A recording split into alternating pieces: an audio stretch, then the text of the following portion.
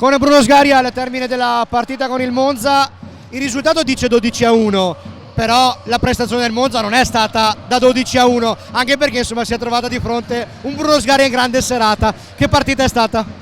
Sì, sicuramente sapevamo che il Monza è una formazione a cui bisogna stare attenti, in quanto ha un hockey molto offensivo, molto simile al nostro. E, insomma, penso sia stata una bella partita, spero la gente sia divertita e insomma per noi l'importante era vincere questa partita, insomma, visto che insomma siamo alla fine, alle sgocce della regular season e l'importante per noi era far punti, ecco.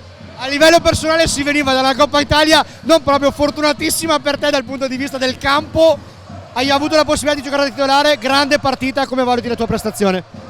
Sì, diciamo che la Coppa Italia purtroppo è stato un episodio.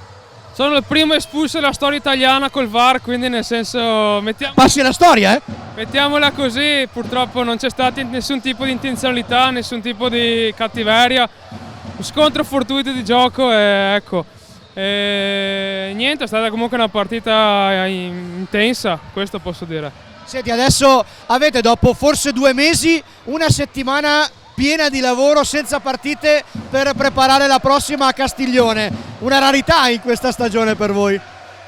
Sì, è strano avere una settimana tra virgolette intera per gestire una partita del weekend, quindi dai, penso la sfrutteremo anche per un po' per riposarci, visto che arriviamo da un filotto di partita importante e ecco dai.